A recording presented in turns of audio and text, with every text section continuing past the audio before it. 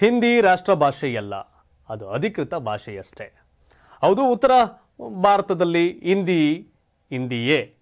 ಆದರೆ ದಕ್ಷಿಣ ಭಾರತದಲ್ಲಿ ಆಯಾ ರಾಜ್ಯಗಳಲ್ಲಿ, ನಮ್ಮ ರಾಜ್ಯದಲ್ಲಿ ಕನ್ನಡ, ತಮಿಳುನಾಡಲ್ಲಿ ತಮಿಳು, ಆಂಧ್ರ ತೆಲಂಗಾಣದಲ್ಲಿ ತೆಲುಗು, ಮಹಾರಾಷ್ಟ್ರದಲ್ಲಿ ಮರಾಠಿ, ಕೇರಳದಲ್ಲಿ ಮಲಯಾಳಂ, ಹೀಗೆ ಪ್ರಾದೇಶಿಕ ಭಾಷೆಗಳು ಬಲವಾಗಿದೆ. ಆದರೆ ಹಿಂದಿಯ ವಿಷಯ ಬಂದಾಗ ಅವಾಗ ಸಂಘರ್ಷ ಆಗ್ತಿರುತ್ತೆ. ಈಗಲೂ ಕೂಡ ಸಂಘರ್ಷ ಆಗಿದೆ. ಅದು ತಮಿಳುನಾಡಲ್ಲಿ ಹೆಚ್ಚು ಸಂಘರ್ಷ ಆಗುತ್ತೆ. ಅದರಲ್ಲೂ ಕೂಡ ಮಾಜಿ ಕ್ರಿಕೆಟಿಗ ಅಶ್ವಿನ್ ಈ ಸಂಘರ್ಷಕ್ಕೆ, ಅಂದರೆ ಈ ಒಂದು ವಿವಾದ ಅಲ್ಲ, ಆಕ್ಷೇಪನೂ ಅಲ್ಲ, ವಾಸ್ತವನ ತೆರೆದಿಟ್ಟಿದ್ದಾರೆ ಅಂತ ಹೇಳ್ಬೋದು. ಅಷ್ಟಕ್ಕೂ ಏನಾಯಿತು ಘಟನೆ ಅನ್ನೋದರ ಕಂಪ್ಲೀಟ್ ಡೀಟೇಲ್ಸ್ ಸಿಗುತ್ತೆ. ಈ ವಿಡಿಯೋನ ಕಡೆಯವರೆಗೂ ನೋಡಿ. ಜೀನಿ ಪರಿದನ್ water supermarket, hotel, restaurant ಹಾಗೂ ನಿಮ್ಮ ಮನೆಯ ಯಾವುದೇ ಶುಭ ಸಮಾರಂಭಗಳಿಗೆ ಜೀನಿ ಮಿನರಲ್ ವಾಟರ್ ಸರಬರಾಜು ಮಾಡಲಾಗುತ್ತೆ.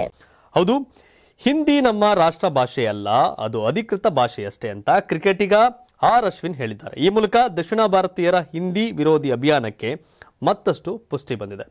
ತಮಿಳುನಾಡಿನ ಖಾಸಗಿ ಕಾಲೇಜಿನಲ್ಲಿ ನಡೆದ ಘಟಿಕೋತ್ಸವದಲ್ಲಿ ಭಾಗಿಯಾಗಿದ್ದ ಅಶ್ವಿನ್ ವಿದ್ಯಾರ್ಥಿಗಳನ್ನು ಉದ್ದೇಶಿಸಿ, ನೀವು ಯಾವ ಭಾಷೆಯಲ್ಲಿ ನನ್ನ ಮಾತುಗಳನ್ನು ಕೇಳಲು ಬಯಸುತ್ತೀರಿ ಅಂತ ಪ್ರಶ್ನೆ ಮಾಡ್ತಾರೆ.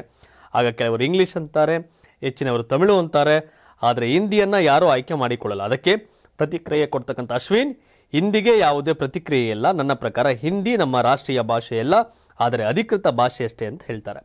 ಅಣ್ಣಾಮಲೈ ಕೂಡ ಇದಕ್ಕೆ ಬೆಂಬಲ ಕೊಟ್ಟಿದ್ದಾರೆ. ತಮಿಳುನಾಡಿನ ಬಿಜೆಪಿ ಅಧ್ಯಕ್ಷ ಕೆ ಅಣ್ಣಾಮಲೈ ಅವರು ಅಶ್ವಿನ್ ಹೇಳಿಕೆಯನ್ನು ಸಮರ್ಥನೆ ಮಾಡಿದ್ದಾರೆ. ಹಿಂದಿ ರಾಷ್ಟ್ರ ಭಾಷೆಯಲ್ಲ ಎಂದಿದ್ದಾರೆ. ದಕ್ಷಿಣ ಭಾರತದಲ್ಲಿ, ಅದರಲ್ಲೂ ವಿಶೇಷವಾಗಿ ಅಶ್ವಿನ್ ತವರು ರಾಜ್ಯ ತಮಿಳುನಾಡಲ್ಲಿ ಆಡಳಿತಾರೂಢ ಡಿಎಂಕೆ ಹಾಗೂ ಇತರ ಪಕ್ಷಗಳಿಂದ ಹಿಂದಿ ವಿರೋಧಿ ಅಭಿಯಾನ ನಡೀತಿರೋದು ಇಲ್ಲಿ ಗಮನಾರ್ಹ. ಇದಕ್ಕೆ ಬಿಜೆಪಿ ಅಣ್ಣಾಮಲೈ ಕೂಡ ಸಪೋರ್ಟ್ ಮಾಡಿರ್ತಕ್ಕಂಥದ್ದು ತಮಿಳುನಾಡಲ್ಲಿ ಭಾಷೆ ವಿಷಯದಲ್ಲಿ ಎಲ್ಲರೂ ಹೇಗೆ ಒಂದಾಗಿದ್ದಾರೆ ಅನ್ನೋದಕ್ಕೆ ಸಾಕ್ಷಿ. ಈ ಬಗ್ಗೆ ತಾವೇನು ಹೇಳ್ತೀರಿ? ನಿಮ್ಮ ಅಭಿಪ್ರಾಯ ಏನು? ಕರ್ನಾಟಕದಲ್ಲೂ ಕೂಡ ಹಾಗೆ ಇಂಗ್ಲಿಷ್, ಕನ್ನಡ ಈ ಎರಡು ಭಾಷೆಗೆ ಆದ್ಯತೆ ಇರಬೇಕಾ? ನಿಮ್ಮ ಒಪಿನಿಯನ್ ಏನು? ತ್ರಿಭಾಷಾ ಸೂತ್ರನ, ದ್ವಿಭಾಷಾ ಸೂತ್ರನ? ನಿಮ್ಮ ಅಭಿಪ್ರಾಯ ಏನು? ನಮ್ಮ ಕರ್ನಾಟಕದಲ್ಲಿ ನಾವು ಹೇಗಿರಬೇಕು ಅನ್ನೋವಾಗ ಕನ್ನಡಿಗರ ಅಭಿಪ್ರಾಯ ಇರಬೇಕಲ್ಲ. ಒಬ್ಬ ಕನ್ನಡಿಗನಾಗಿ ನಿಮ್ಮ ಅಭಿಪ್ರಾಯ ಏನು?